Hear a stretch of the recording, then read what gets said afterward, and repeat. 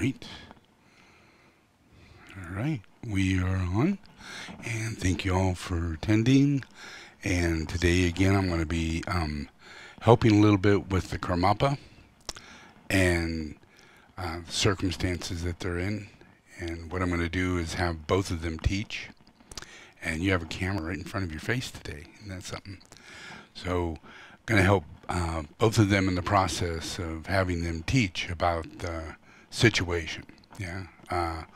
One is going to teach about Shambhala Rinpoche's incarnation and the fact that he was really a second incarnation of the Karmapa.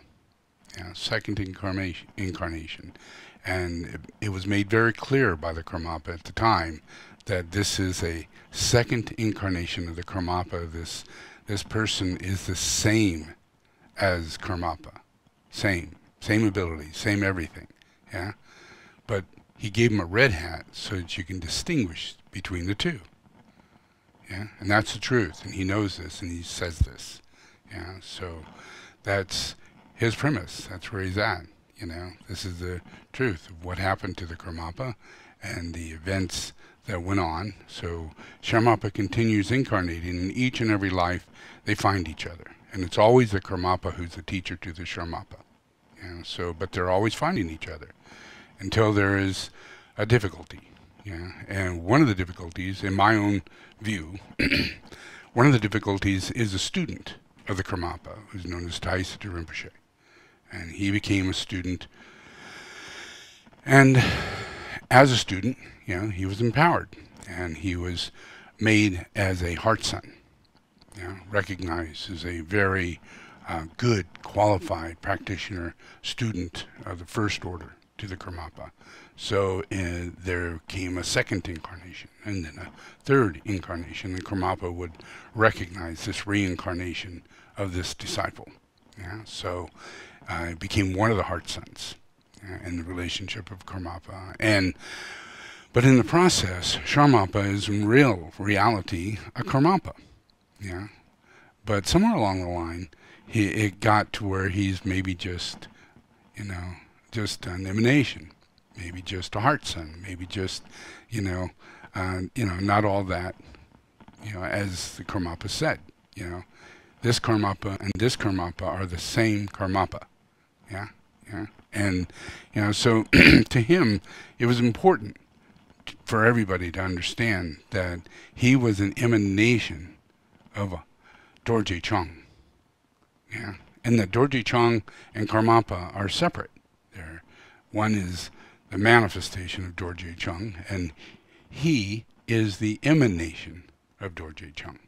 Yeah, so that creates his reality, and that's the way in which Karmapa sees reality. That he truly is a direct manifestation and incarnation of one of the incarnations of Dorje Chung, which is Padmasambhava. Yeah, so he knows this, he sees this, this is in his lineage. Yeah, so it goes all the way back to Naropa and Nagarjuna and all the lineage relationships that lead all the way through Padmasambhava and the manifestation of the incarnation of the Karmapa, which is a externalized, incarnated reincarnation of Padmasambhava in more than one form. This makes all the sense in the world if you understand what I'm saying. Yeah, that this isn't about, most people think, well, Karmapa is an incarnated human being that has a lot of merit, and they're highest in their Kaju lineage. Yeah, but they're not. They're not. They are an incarnated bodhisattva. Yeah, literally. Yeah, this happens. This is real. Buddha is real. Yeah. Real incarnation of Buddha always has incarnations of bodhisattvas in the world. Yeah, that is the teaching of Buddhism. So they are dealing with the reality on the level of Buddha.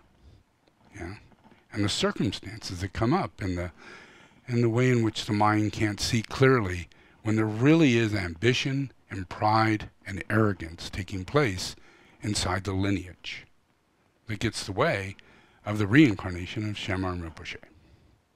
And it fosters the empowerment of another lesser student of the Karmapa who's left to have the responsibility of finding the Karmapa, because they are not allowed to recognize Shambhala Rinpoche anymore. So when Karmapa dies, it can't be Shambhala Rinpoche that recognizes him. He would never be authorized, because he certainly hasn't been recognized. So a whole life goes by without anybody knowing who he is. But yet, the Karmapa keeps incarnating and is recognized. And the one who recognizes him is most commonly Taisada Rinpoche. But that's not because he's supposed to. It's simply because he's the one empowered, and Shambhala Rinpoche is banned from incarnation. So how it worked was that the Karmapa would make very strategic, clear notes and prophetic communications to people as to where he's going, so there'd be no confusion. And it'd be easy, even for Taisada Rinpoche or another, to come across and find the Karmapa, because usually the Karmapa is self-realized, and around 5 or 6 years old, he's already talking about being Karmapa and wanting to go back. So that's always in the history that we find of all the Karmapas. They're self-realized. They usually claim that they are the Karmapa. So it's really not that much left up to other people recognizing the Karmapa. Not in history. Not normally. That's who he's known for. But this is never brought up. It's never brought up. So it's important for everybody to know this. This is really what is going on in the past and what is actually going on right now. Because both these are Karmapa. Both these are Karmapa. That means we have 2 Bodhisattva Karmapas. Now, if a Buddha incarnates, there's going to be more Bodhisattvas than there were before he incarnated. It's part of the deal.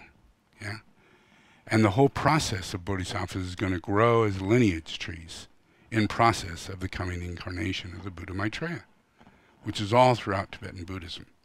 And that influence is directly, immediately involved with the incarnation of the Karmapa, because I was one of the manifested incarnations of the Karmapa during the 16th incarnation of the Karmapa. So I took over responsibility spontaneously. I find myself at a Dharma center in Hawaii, responsible for the Karmapa. And I recapitulate, and I understand everything. And I go through the whole process, and I have to deal with Taisada Rinpoche, and he has to give me empowerment for me to take the Bodhisattva vow and go back into being a tuku, and he gives me the name Karma Sunam Funsuk. This is from Taisada Rinpoche, of all people. And then I have a meeting with him, sit down with him. And I said, now I'm a tuku. You guys are the ones who got me, brought me here, and called me tuku. Lama Dorje is what you called me. So, who is that to you? I asked them this. Who is that to you? Because he's looking for the Karmapa, and I'm sitting right there. And I'm wondering when we're going to get going here. But he just looks at me and he says, I can't really say. So he gets out these rocks or bones or something, and he throws them on the ground, does an oracle. And I'm like, are you kidding me?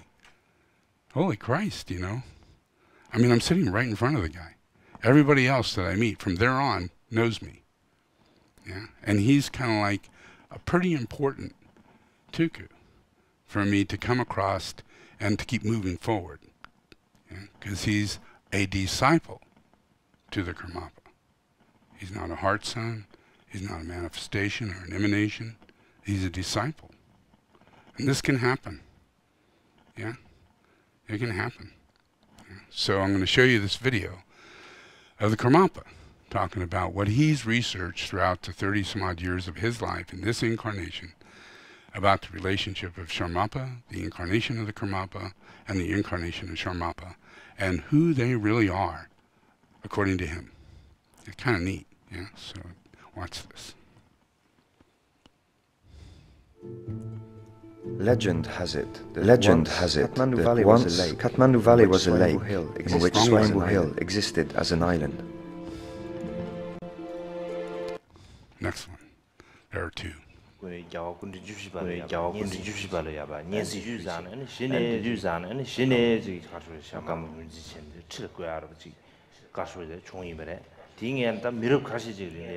did this with him speaking Tibetan, just so to hear his voice, see his mannerisms, see impressions.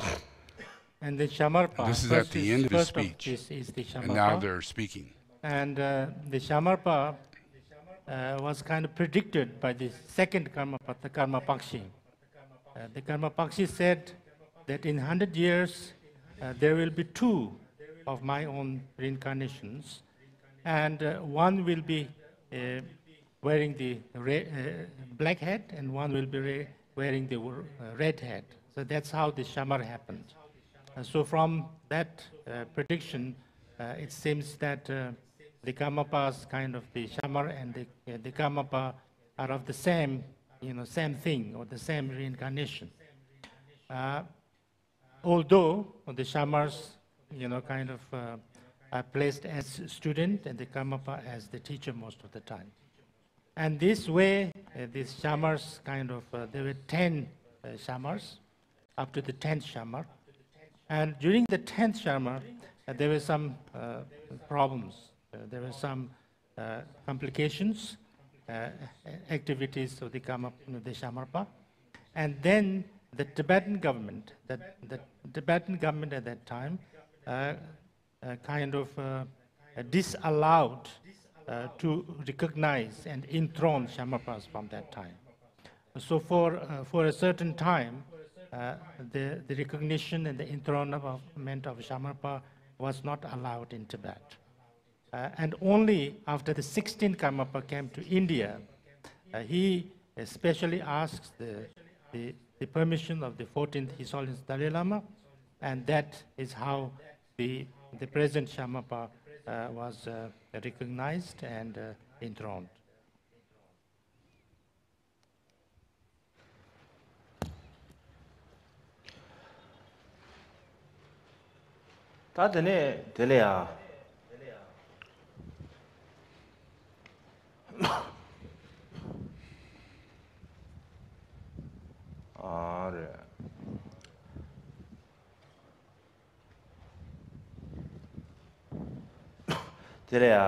아니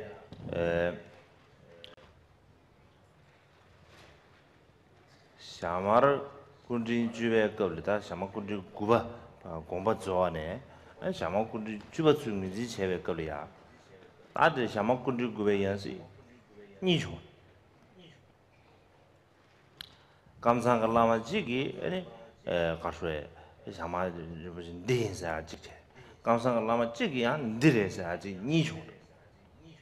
니죠네 저바 갈라가서 디 저바를 총체 다마르 두산 에네다 겁디 두산다 자나게비디 스봉 주가 지도와 근데서 고 다수 제대로 겁르지래 그래서 스봉 주잖다 다마들라 다주로 맞으시 스봉 주샤 다 스봉 주샤 두산 아니 고 스봉 주는 즉 대형으로다 즉 대형 두산 다 되고 샤마르 진진체 칠중게 체 지구대라에 샤마 민지여 다들 넘린 샤마서 넘린 남이 다가다 넘린사 구다죠 디세르 총대베들 넘린 샤마 제제도 겁디사 니차수다. So when you talk about Shamarpa, when the 9th Shamarpa passed away, and then the time came for the recognition of the 10th Shamarpa, there was a dispute. One great Kagyu Lama recognized one person as the Shamarpa, and another recognized another one. So there was a kind of a conflict. And at that time, because of the influence of the Chinese, there was this the system of kind of drawing lottery from the golden vase. And so therefore, they did that. They took the lottery from the golden vase, and then one of them the name came through, so he became the throne holder of Shamar. But the other candidate also was recognized as Shamar, and he was called Namling Shamar because he came from the family of Namling. The another one who actually held the throne was came from a family called Tashitsepa, so he was generally called Tashitsepi Shamar. So he's saying that there were two incarnations at the same time continued. of Shamar His Rinpoche. reincarnation also continued till to the 15th Karmapa.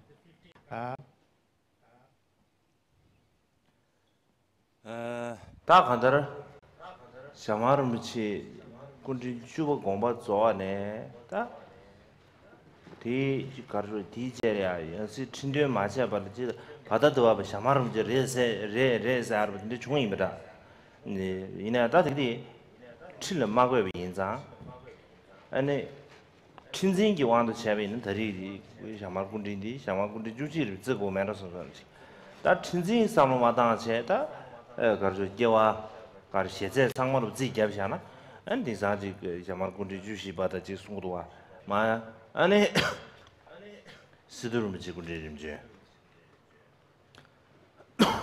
This Shama, after the 10th Shamapa, then there was no throne holder of Shamapa because it was not allowed to enthrone.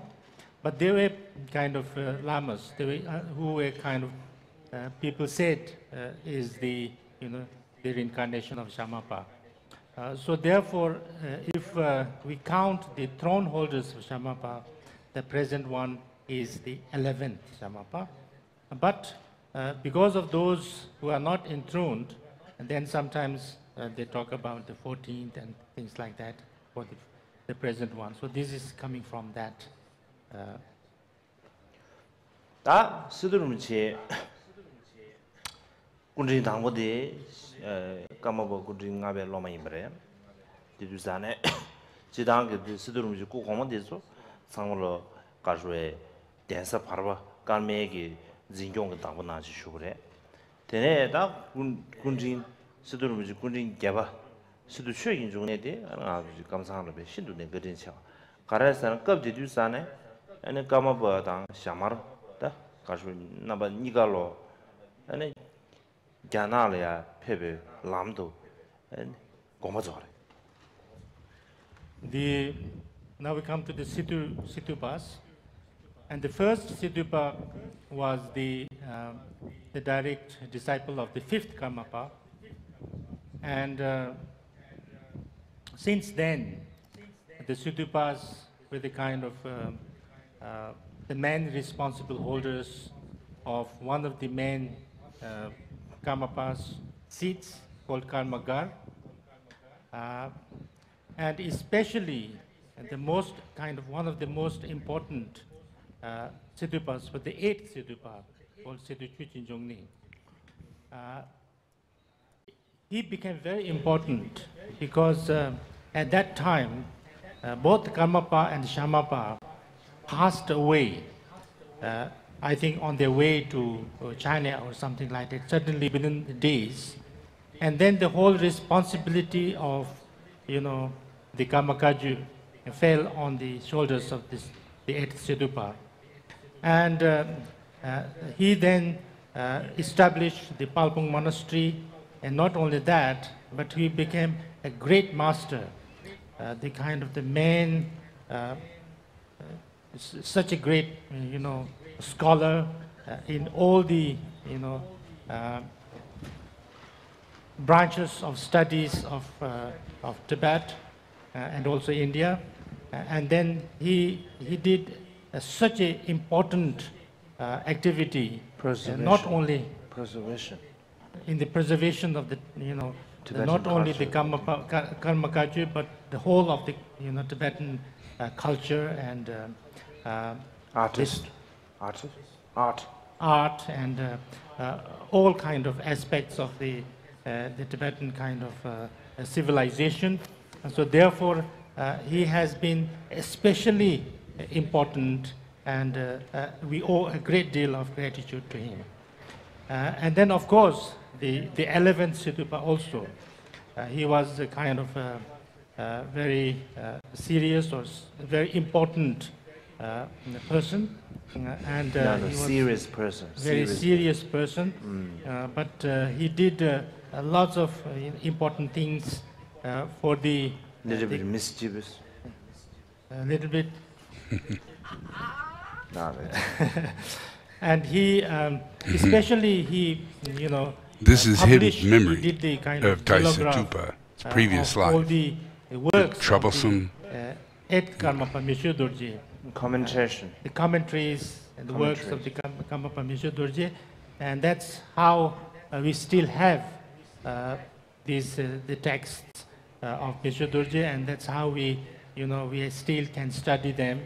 And also he established the Sheda.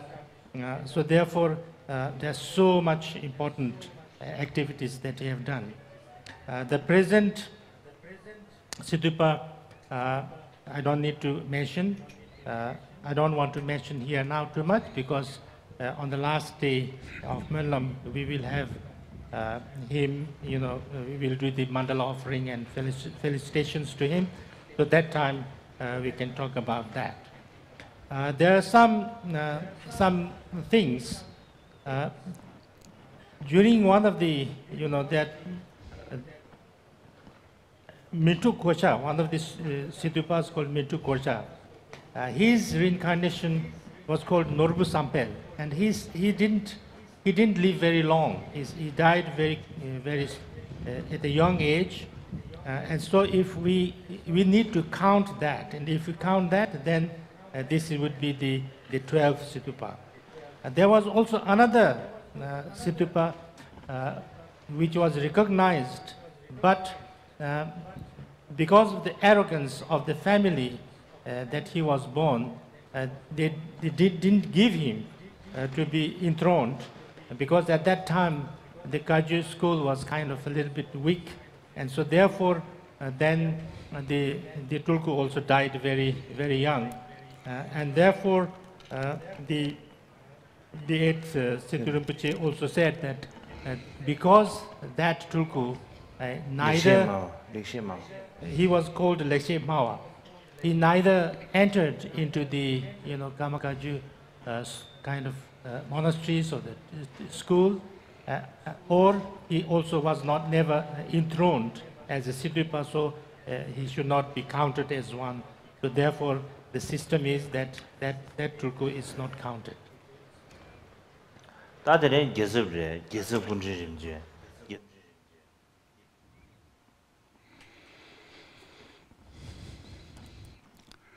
So basically, he has a pretty clear understanding of the incarnations of those two individuals and their relationship to what surrounds him, what surrounds a Karmapa. So he was doing his best to interpret Shambhala Rinpoche. And at the same time, it's for you to get a view as to Situpa and the relationship of Situpa, having been a student and a recapitulated Rinpoche, which is not a very high, but it is high enough to be a reincarnated Rinpoche, a disciple of the Karmapa. Being the closest disciple of Karmapa, it will empower you, transmission will take place, and reincarnation is what the whole thing's about. So many incarnations came off of Karmapa. Jomkin Kuncha Rinpoche had the opportunity to take incarnation. Kalu Rinpoche got the incarnation that he needed to take place. All that by coming in contact with the Karmapa, and then after that, having recapitulation through reincarnation and being found again. So there's many incarnations of these individuals that are part of this process.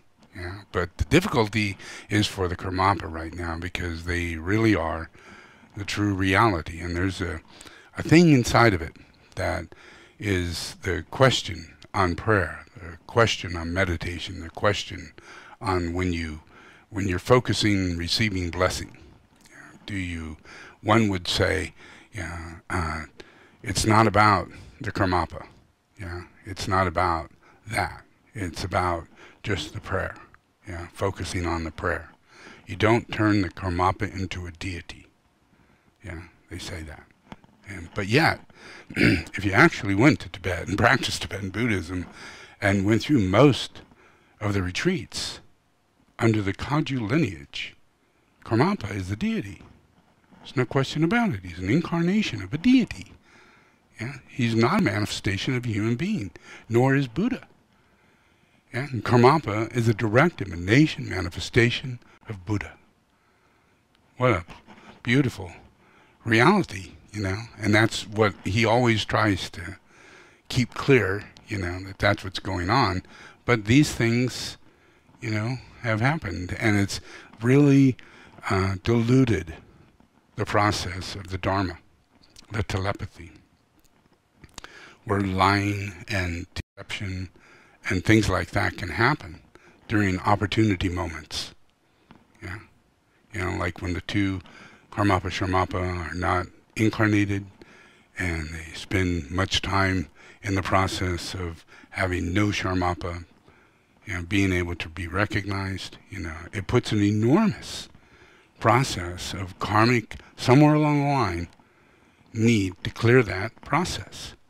Because those are obstacles to the Bodhisattva. It's obstacles to the Karmapa.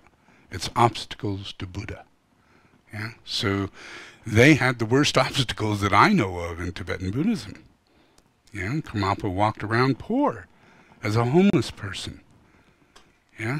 As Karmapa, with absolutely no followers, no disciples. Yeah? And that wasn't so long ago. Yeah? Yeah? You know, so the whole thing of them being disempowered and it coming back around, you know, to any kind of clarity right now during such a very powerful reality of the Karmapa taking incarnation, finding as many heart sons as possible, coming to America, flourishing the Dharma, you know, all that took place in the 60s and the 70s during the 16th incarnation of the Karmapa. The fact is that I was also there.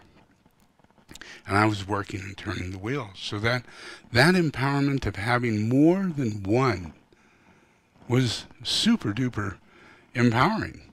And it was through my mind. Everything was changing through my hierarchy. Everything was turning. Yeah? You know, so it's a metaphysical reality in Buddha reality. It's a metaphysical reality. Yeah? It is truly metaphysical. The manifestation of physical objects. Yeah? The walking on a rock and your foot imprints. Yeah? The manifestation of objects out of the sky and onto the earth, and they're as holy as whatever would be placed on this earth. And they come from where? Buddha. Yeah? Manifestation of objects come from the mind of Buddha, and that far outweighs the phenomenon of, you know, what is going on. Do extraterrestrials exist? Does psychicism exist? Yeah? Because there really truly is the influence of this phenomenon, but it's due to the incarnation of bodhisattvas and Buddhas. Yeah? Does that make sense? Yeah? You know, so I'm going to show you one more. When I went through this process and I went into Maui and I was recognized and I had myself connection to the Karmapa, and I was taking full responsibility for the Karmapa because Karmapa was being born that day. Yeah, I was a midwife to one of the Karmapas. Yeah, so I gave birth to the Karmapa. Taisattu Rinpoche came in order to verify whether or not this was a Karmapa. Due to the fact it was a girl, he just kind of flipped it to the side. But it's still a Karmapa. Yeah. Yeah, so there I am, hanging with a Karmapa, and it's a girl, and I'm Karmapa. Yeah. You know, and Taisattu Rinpoche is the only one who's put in position to do this recognition process. Yeah. Because nobody knows that Shambhala Rinpoche is already in process of looking for his necessary find of the Karmapa, because he's the one who does that. Yeah. So I go to Swayambhu. I take care of Swayambhu. I actually take care of Shambhala Rinpoche, because he's responsible for Swayambhu. That is his responsibility, because that was the Karmapa's monastery. Yeah, in his last life, the 16th Karmapa. When he died, it turned over to the Shermapa. And it was the 16th Karmapa who rebuilt the monastery to be what it is today that I was enthroned in. Yeah, one of the first monasteries that I got to be enthroned in was the Karmapa monastery, that monastery. Yeah, so I took full responsibility, took care of all the children, brought in doctors, and healed the valley of Swayambhu. Yeah? And the whole focus of me as a Karmapa, that's what I did. Yeah? That's my activity immediately as I come into service. Yeah? Because what was told to me by Taisattu Rinpoche is, I really can't tell you who you are, but I know you're really spiritual. And I think you should go to Kathmandu, and it'll all unfold. Yeah? I thought that was great advice. Yeah. So I did. Went to Kathmandu, and in all that time, this is 1984, that's a very slow unfolding, but an extremely chaotic state, because all these people are about at the age I was when I was found in Maui, at 33. Yeah? So it's kind of trippy. It all comes around like that, and I'm now, in that position and explaining the two incarnations and helping to support the reincarnation of Shambhala Rinpoche and be able to revitalize Taisattu Rinpoche as a disciple. Yeah. And he could see his own faults, and he knows what he did, and he knows what's going on, and he knows this is going to change and all is fine. Yeah. So let's watch this one.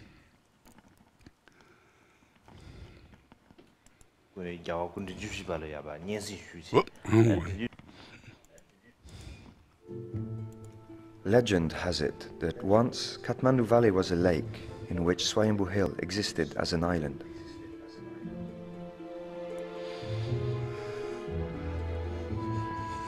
On top of that hill stood a self-arisen crystal stupa. Buddha, when visiting the place, declared that it was a wish-fulfilling stupa, and that whoever was touched by the wind that passed over the stupa received the seed of liberation from the cycle of existence. Karmaraja Mahavihar Monastery was the residence of a monastic community comprising 50 monks and 10 staff members, until the earthquake that caused widespread devastation across Nepal on April 25, 2015.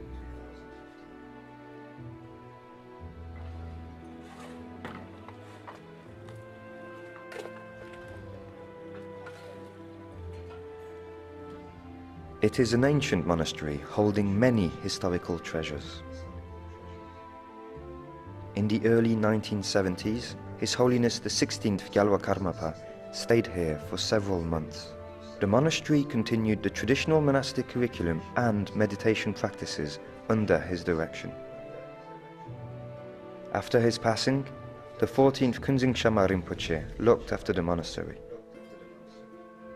In November 2015, His Holiness the 17th Gyalwa Karmapa came to Nepal. Beside many other activities, he also visited Swayambhu for the first time. He was awaited at the site of the stupa by Jigme Rinpoche, the brother of the late Kunzig Shama Rinpoche and Gyalwa Karmapa's General Secretary. Upon His Holiness's arrival, he welcomed him at the gate. Many people were waiting for His Holiness already and gave him a cordial reception.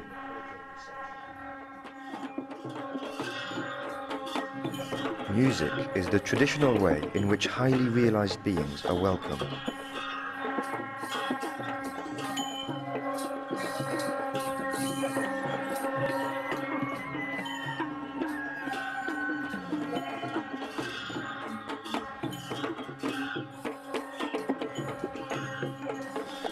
After the demolition of Karmaraja Mahavihar Monastery, the big Buddha statue from the main shrine was installed inside a temporary shelter on the grounds of Swayambhu.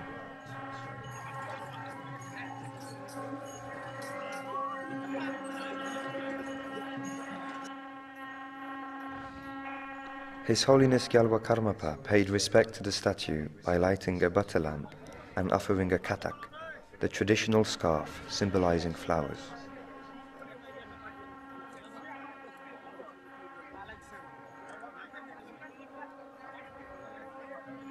This was followed by a circumambulation of the stupa.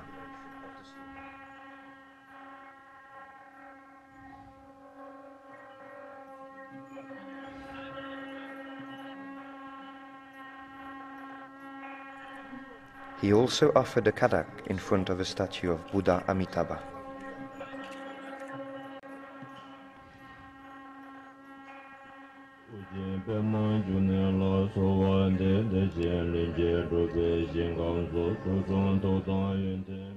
His Holiness then performed a ritual of purification based on the practice of Vajrasattva, which is meant to remove and purify obstacles of the area.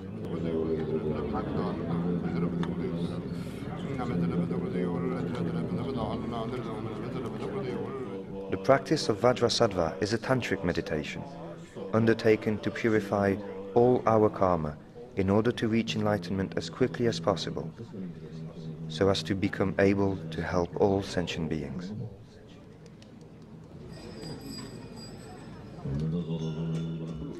It entails repeated recitation of a 100-syllable mantra, accompanied by specific meditations and complex visualizations.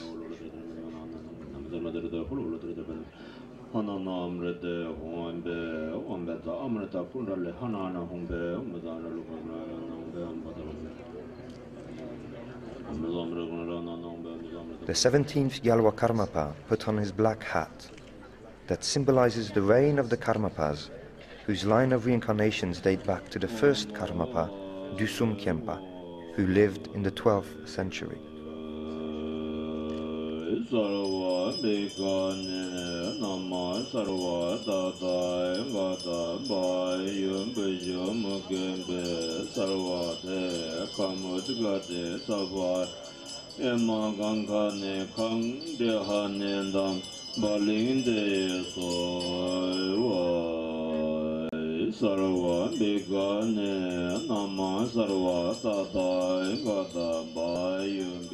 Ever since, the Karmapas have been among the most outstanding masters in Tibetan Buddhism. His Holiness the 17th Gyalwa Karmapa, Khyingne Taye Dorje, was born in Tibet in 1983. He left Tibet in 1994 and has been living in India since then.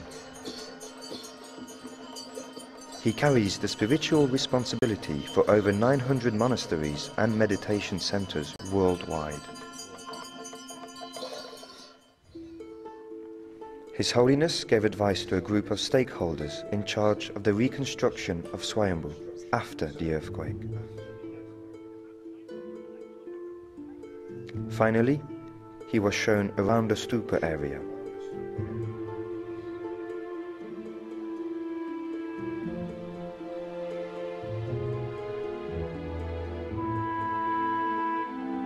His Holiness also got an impression of the demolished site of Kamaraja Mahavihar Monastery.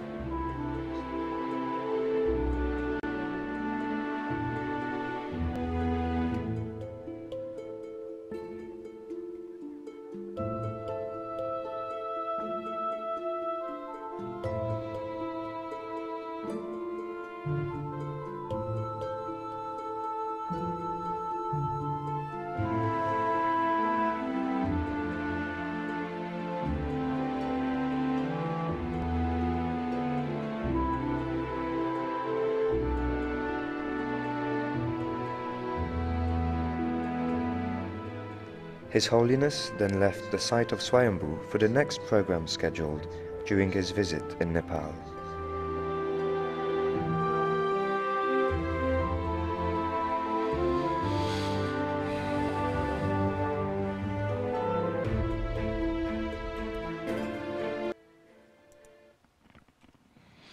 Oh, isn't that informative? Yeah. It's incredibly important that Karmapa is incarnated and doing what the Karmapa is doing. But you also have to look at the other Karmapa and have incredible respect over the humility and the endurance and the patience each one has to go through while witnessing two Karmapas. And if you can see this, you'll see that this particular Karmapa, the one that was recognized by Shambhala Rinpoche, holds a great deal of recognition, but not in Tibet. Yeah, not in Tibet. Yeah, mainly in Delhi and in Nepal. Yeah, in India, in Europe. Yeah, because the one that's recognized by Taisattu Rinpoche just simply has not had the opportunity to travel. He barely got out of India. Barely got out of Tibet. And he was pretty stuck, as he said, very, very stuck. Sitting in the relationship of being with the Tibetan government and pushed toward taking over the position of the Dalai Lama. I mean, how absolutely horrendously pressured, a person is while they're in the middle of a dilemma of being recognized as a second incarnation of the most prominent incarnation of a bodhisattva that's recognized. I mean, the Dalai Lama really has not been, doesn't show all the qualities that of the Karmapa. In present lives of the Karmapa, the existing situation of the Karmapa is a manifestation of a bodhisattva, just like it was with Buddha. With Buddha, Maitreya was there. When you read any of the text of Buddha, you'll see that he's talking to Maitreya. That's his, not disciple, but it's his emanation. And then everybody's all freaked out when he's ready to die, and they go, what are we going to do? Or when are we going to have a Buddha? And he says, well, Maitreya is really a bodhisattva, and he's going to be the next coming Buddha. So the reality is that, we're always in more than one manifestation, but only supporting what we need to support in that manifestation. So I'm there for the incarnation of Sakyamuni, because in reality, Sakyamuni is an aspect of the Dhyana Buddhists. And I am the one that's sitting there, as Dorje Chung, the Adi Buddha. And all the rest are emanations of that. So that would include Sakyamuni, that would include Amitabha Buddha, that would include Manjushri, all of them. And then all of those lineages that come off of them are all emanations of the activities of Buddha. And it's, if you don't have view, this gets confusing. If you're not at a very high level, and you're actually walking and talking and living in the bodhisattvic reality, which is another phenomenon world, it's not this one. It coexists, but it's dharma.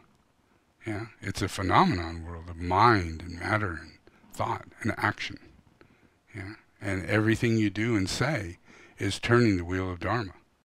There's nothing you could do about it. Just as I said to Shambhala Rinpoche, the incarnation of a bodhisattva has no will to turn against the dharma. It doesn't happen. They're bodhisattva, so they're absorbing all that which is not. So it's chaos, harmony through conflict. Just as it was for Buddha, as it is for all the others. But the biggest difficulty is at a time like this, when you've got two incarnations and you got all this going on, and you don't know whether or not these manifestations are able to be real. Is one a fake? Is this all, a delusion and there's actually no power to it? Are these deities? Are these actually manifestations of Buddha? Or are we making this stuff up? And they're just a human being that has gained a lot of merit, and all the rest is what we made up. The grandiose of the Karmapa, or making him into a deity for all these hundreds of years. Were we wrong? Same thing, Dorje Chungden. Were we wrong? I mean, really? That just is amazing. you know, that all of that teaching from all of those masters, yeah, can be turned to such an enormously strange view. Yeah? And it's mainly coming from one view, yeah? The authority view, yeah? Where you give your faith and you give your authority. And it's not like, you know, meant to do wrong. It just doesn't have the view. Yeah?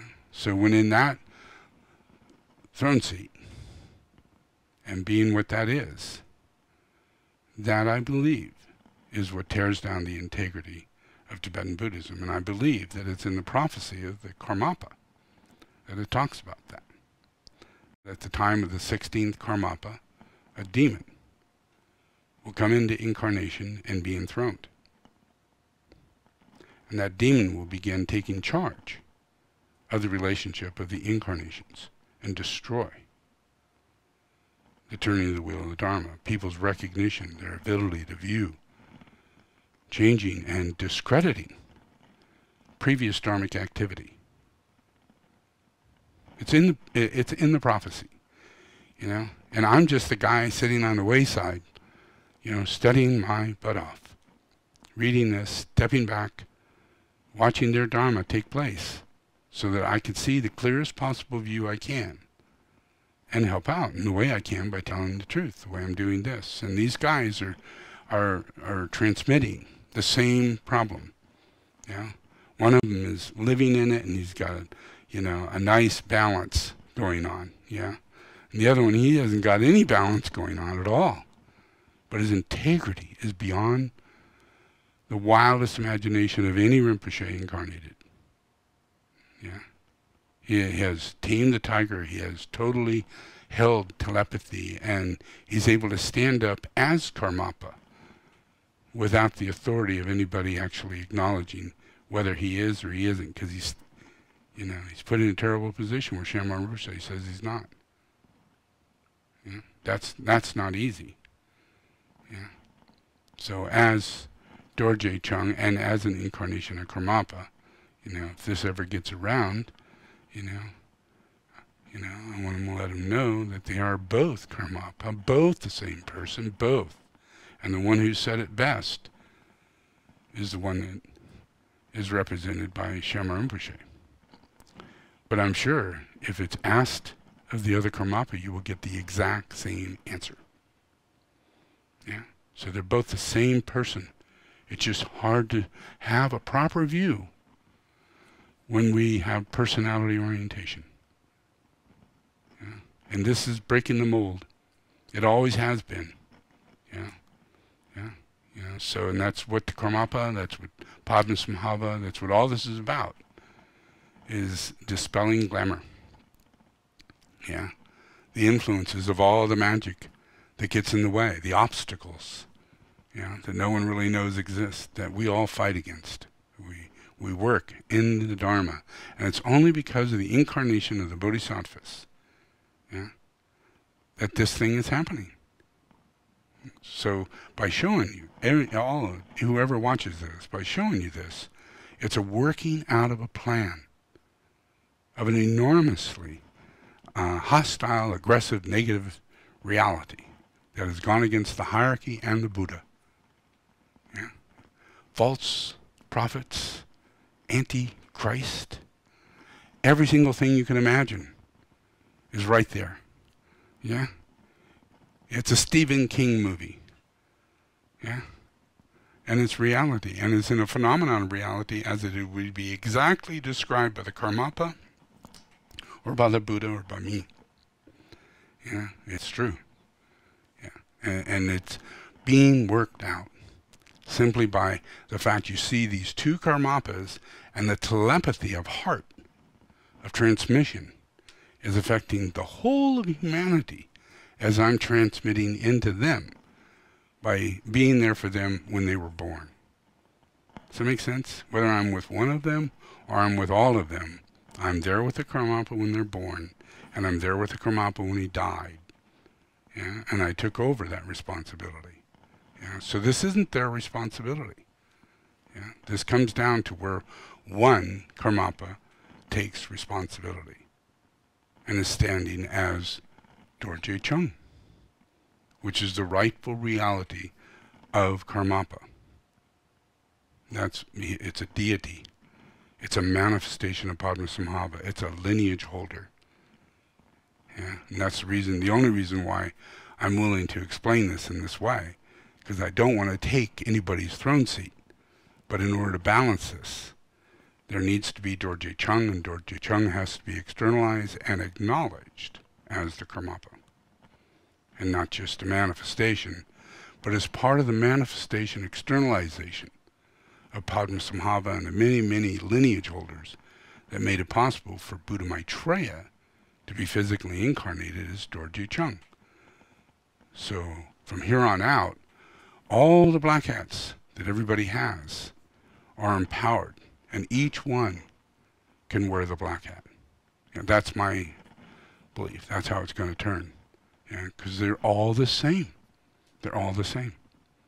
Yeah, and the influence of how they're going to turn the wheel is going to be by them sitting together, and yet actively living completely apart and doing their own personal activities that are drawn to them over the majority of the new teachings and the new students that are going to come their way.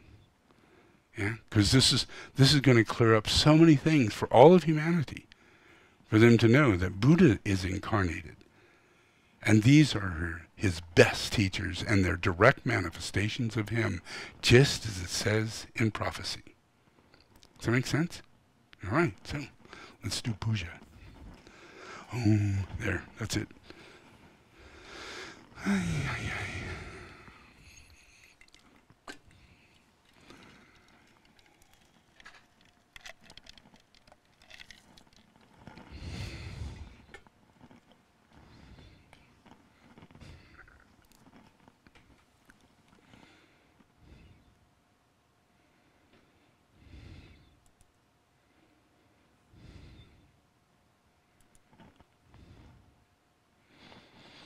Okay, just relax and repeat after me.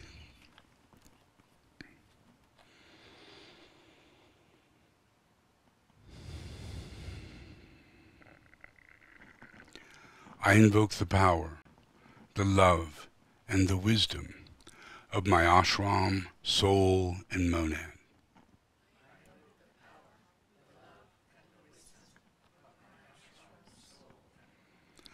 To guide me into the right activity in the plan.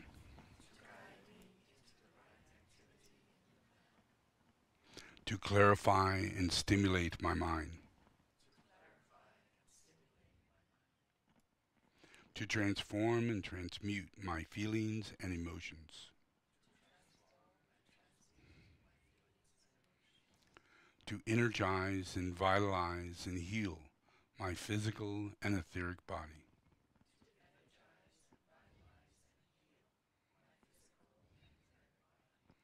So there is a normal flow of energy in my physical and etheric body.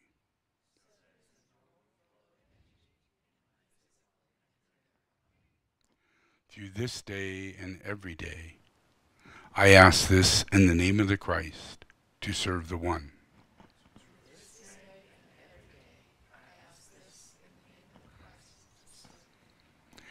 All in the name of the Father, the Son, and the Holy Spirit. Amen.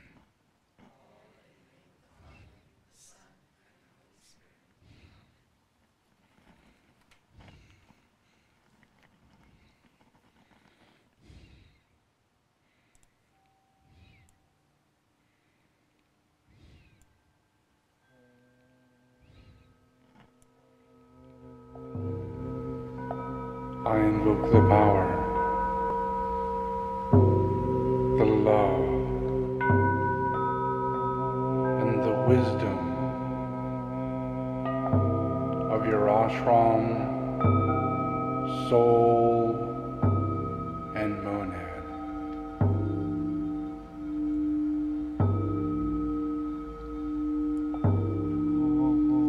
Okay, take a deep breath. To guide you into the right activity in the plan.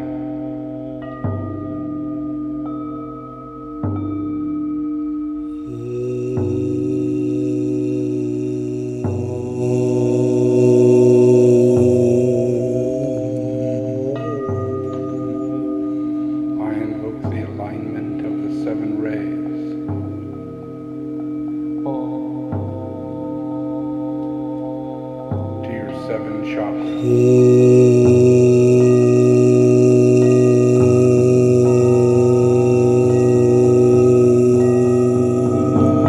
invoke the alignment of the third ray.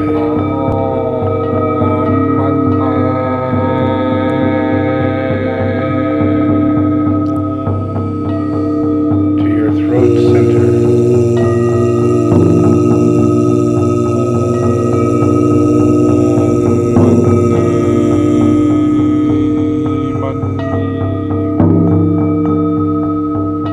I invoke the alignment of the seventh ray.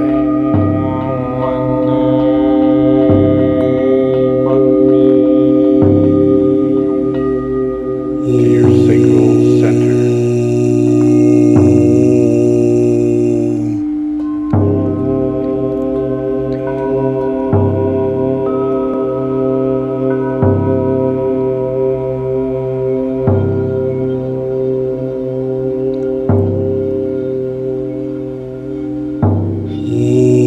I invoke the alignment of the second ray to your heart center.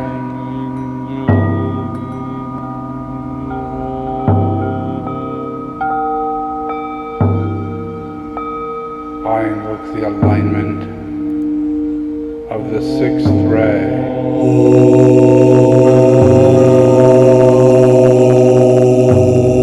to your solar plexus.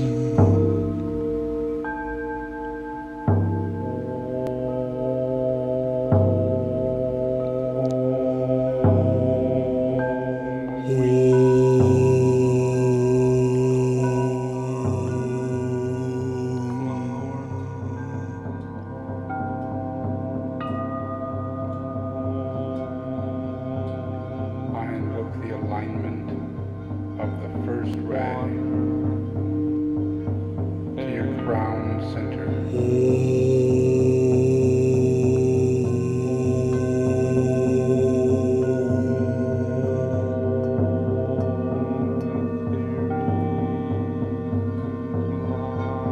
I invoke the alignment of the fourth ray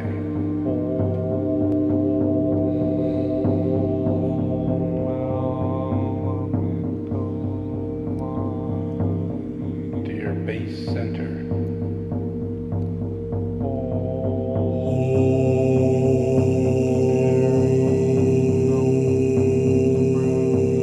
I invoke the alignment of the fifth ray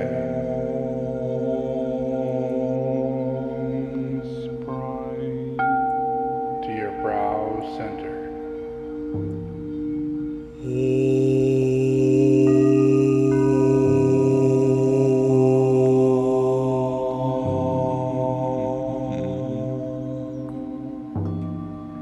I invoke the light of the Christ within.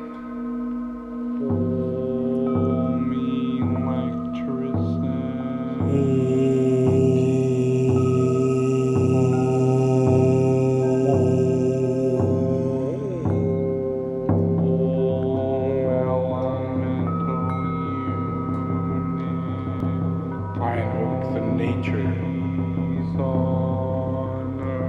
of the Buddha that you are to become.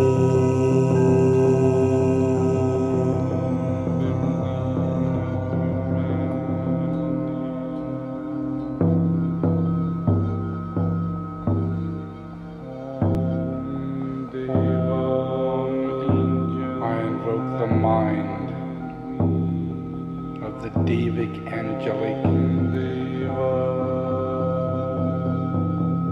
beingness that you can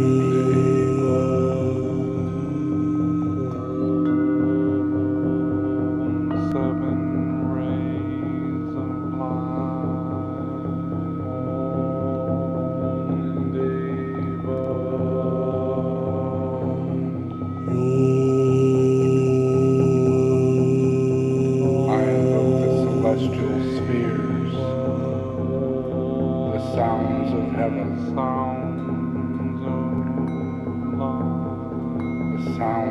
God.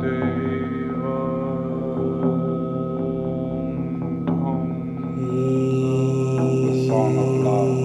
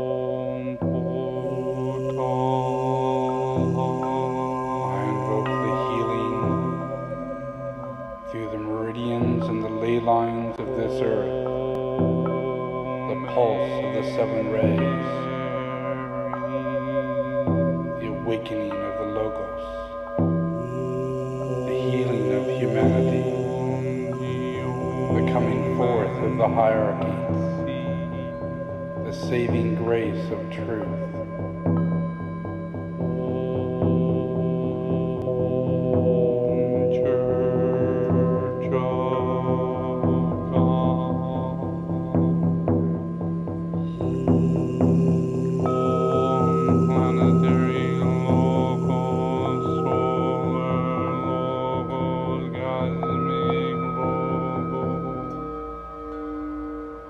Om, one God, one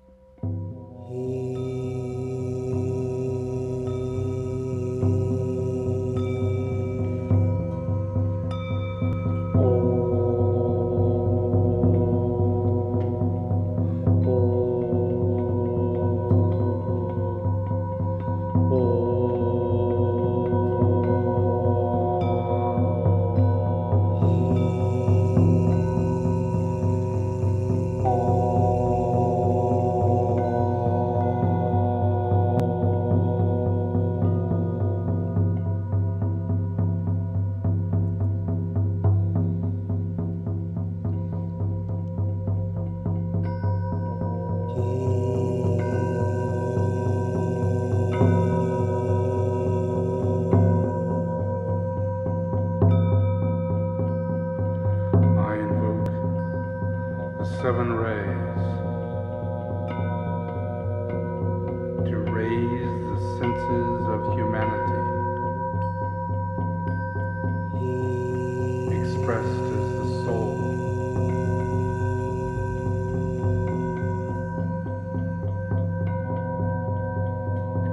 I invoke the sense of hearing in the seventh ray, hearing the word of God, the word of power.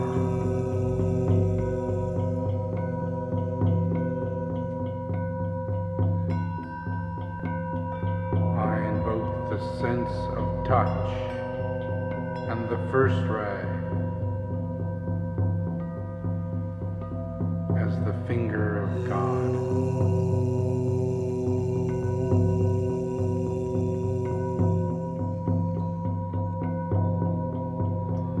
I invoke the sense of sight as the third ray, as the eye of God.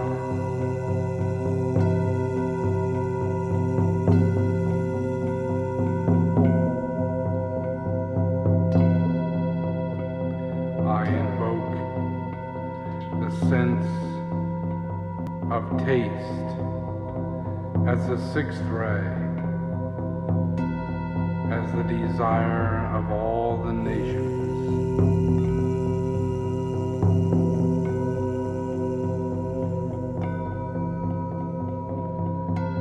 I invoke the sense of smell as the fourth ray, the beauty of revelation.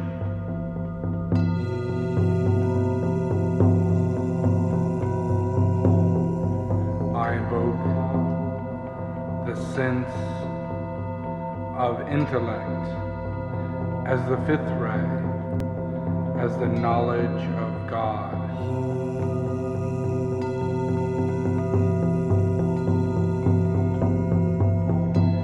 I invoke the sense of intuition as the second ray, the understanding of God.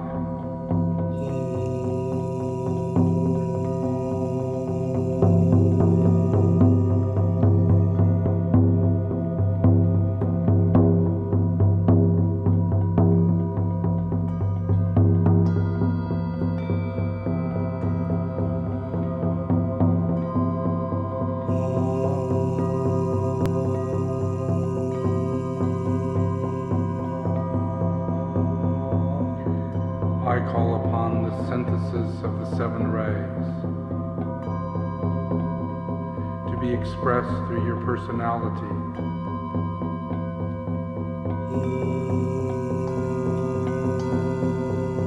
As the first ray of ideas, the mental body, the purpose, your life.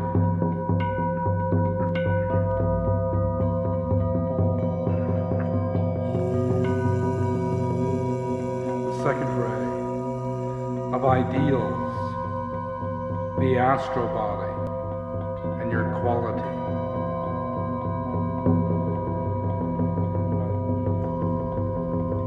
The third ray of idols, your physical body and your form.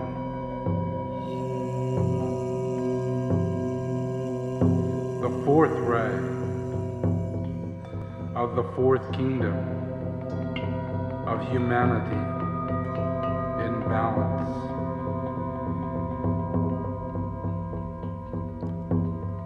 The fifth ray, the third kingdom, the animals.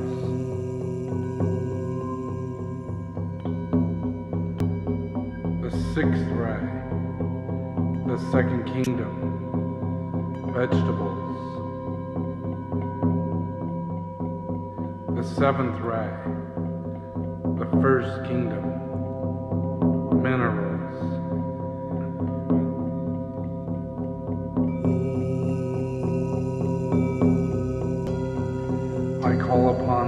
relationships of all the kingdoms, to penetrate the personality of humanity and express its collective soul.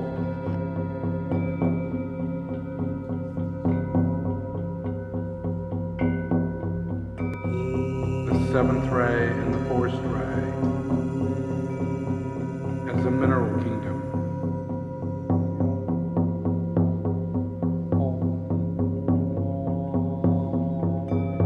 The second ray, the fourth ray, and the sixth ray as the vegetable kingdom. The third ray and the sixth ray as the animal kingdom. The fourth ray and the fifth ray as the human kingdom.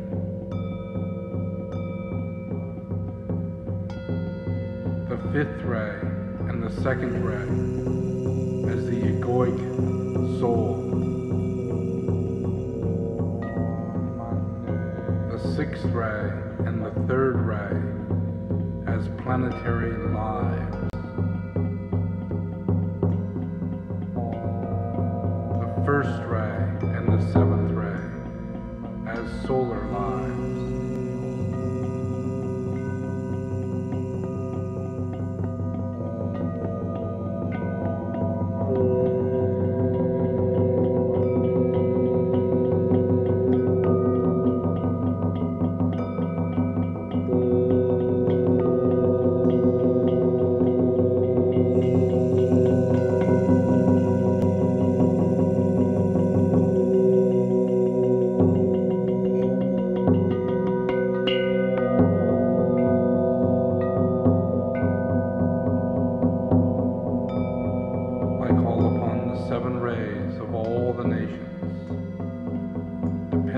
The planet Earth, to bring forth the geomantic relationships of the soul, to integrate the egoic ray and the personality ray of each nation, and to express its true expression, to make manifest peace on earth as one living body of God. I call upon India to bring forth its fourth ray of personality and to integrate its first ray of soul to manifest the hidden light.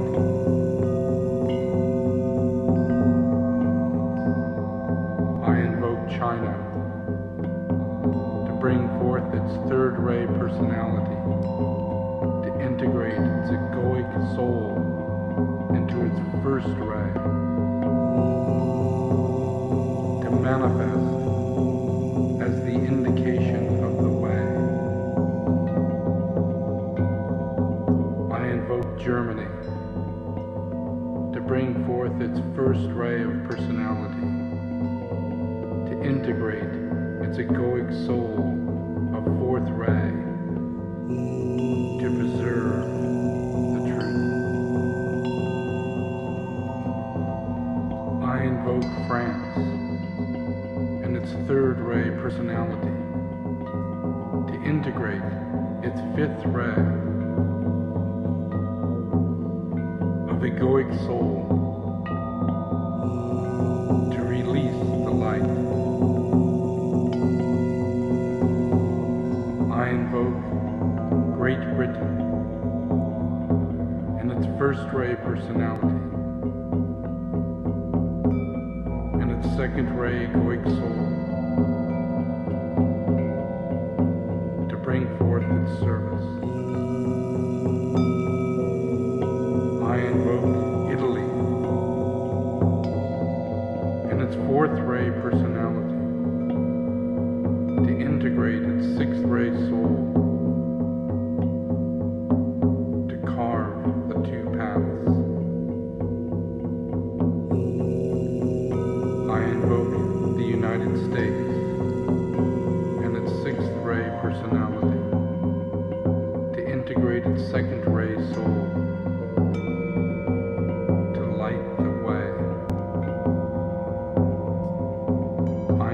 Russia, and its sixth ray personality, to integrate its seventh ray soul, to link the two ways. I invoke Australia and its fifth ray personality to integrate its fourth ray soul and serve the lighted way. I invoke Spain and its seventh ray personality to integrate its sixth ray soul to disperse the clouds. I invoke Brazil and its second ray personality to integrate its fourth ray soul to hide the sea. I invoke the entity of this planet, the planetary logos, to incarnate the life and the beingness of this planet. I invoke the expression of the second ray force into both the personality and the egoic rays of the nation and the personality of the egoic ray of humanity, to fuse itself and its light into its healing process. I invoke the esoteric law of solar energy to make manifest the cosmic force of light, love, and peace.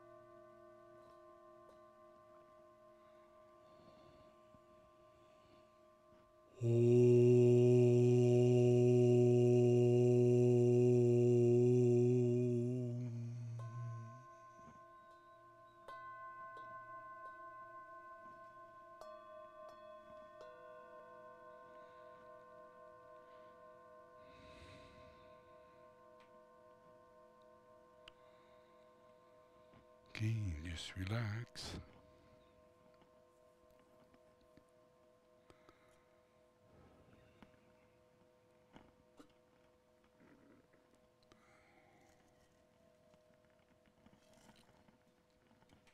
Okay, open your eyes.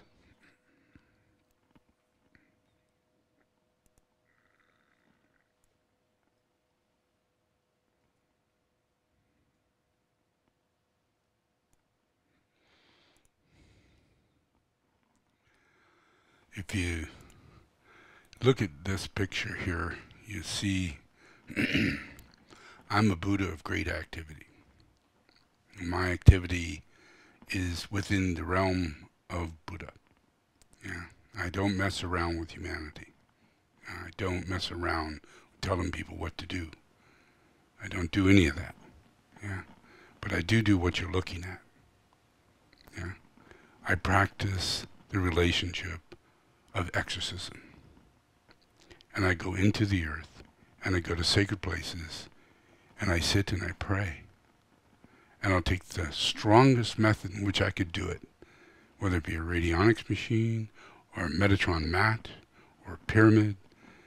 any energetic form that I can use to inspire my yoga at the level in which I do work, yeah, that's how I do my activity.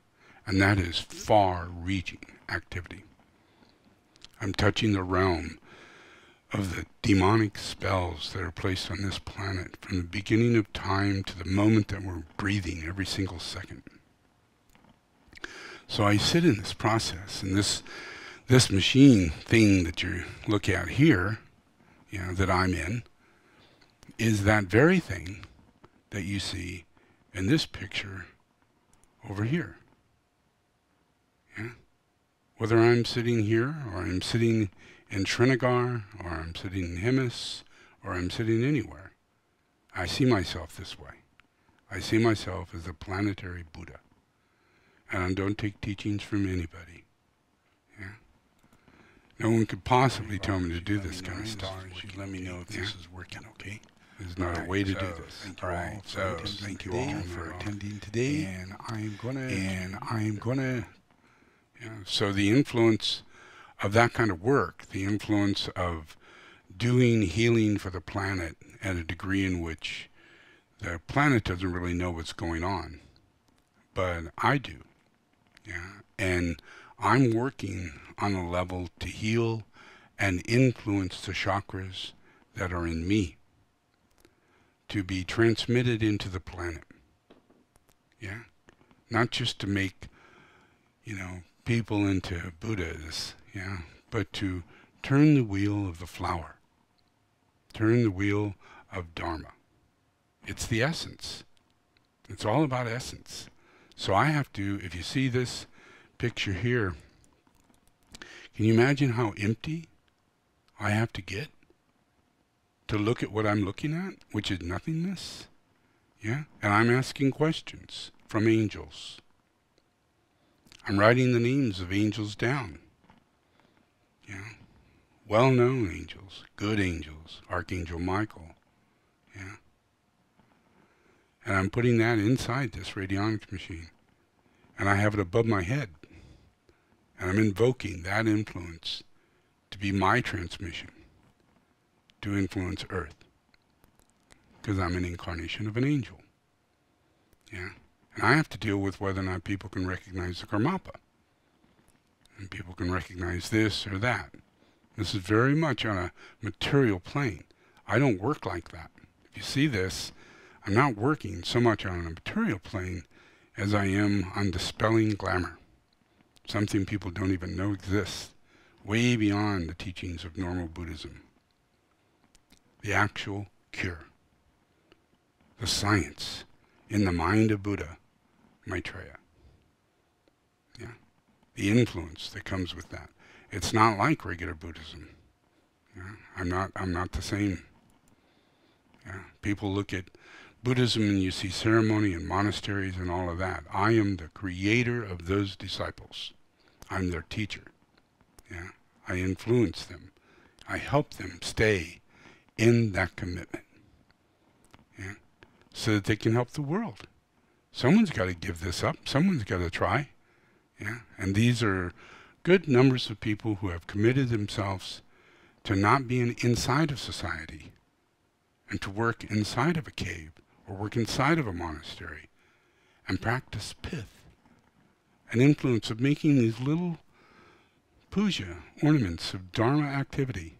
It allows them to make tankas and paintings and all the things that you see in the monasteries made by a monk or a lama in the process of their activity on a daily basis. And every time they complete those processes, they're purifying their impurity and they're creating merit into the world, because those objects are divinely inspired and manifested from Buddha, because they're in Buddha Dharma, they're in the Sangha. So if they're inspired to do this, taught to do this, it goes down a lineage of teachings for all the things that they're doing inside those monasteries is magic.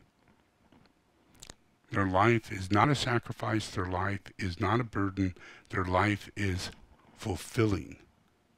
Something that they're doing in a pith or a puja, a 3-year retreat, hardship, not eating much, or eating whatever you're supposed to eat exactly. All the things that you're required to do to get through something that you don't know that you're doing. But it's awakening chakras that you didn't have the ability to awaken. But Buddha's giving the hierarchy the ability to yoga, to move you through the process and get you there safely. That's Tibetan Buddhism. That's what the Karmapa's job is. He's incarnated to do that sort of thing. And all the other students below that do that. But,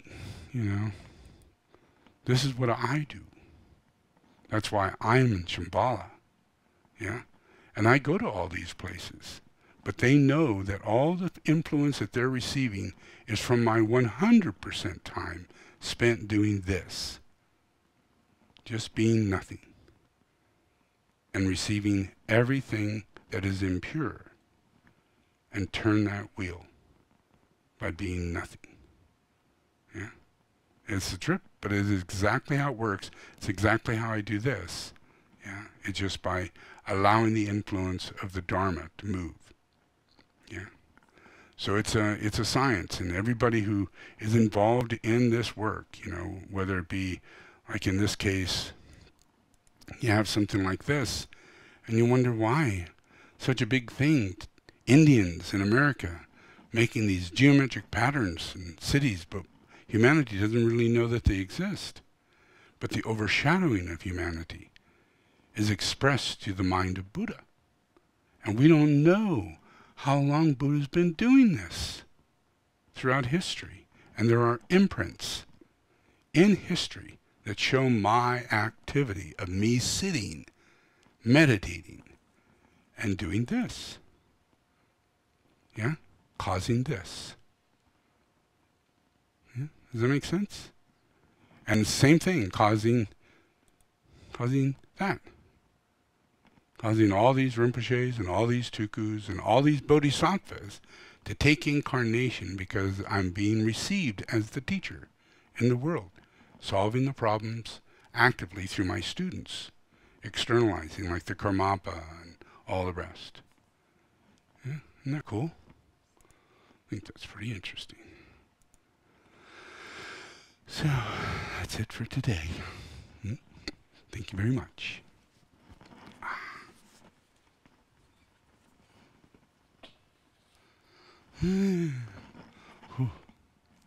Thank you all for attending. Enjoy.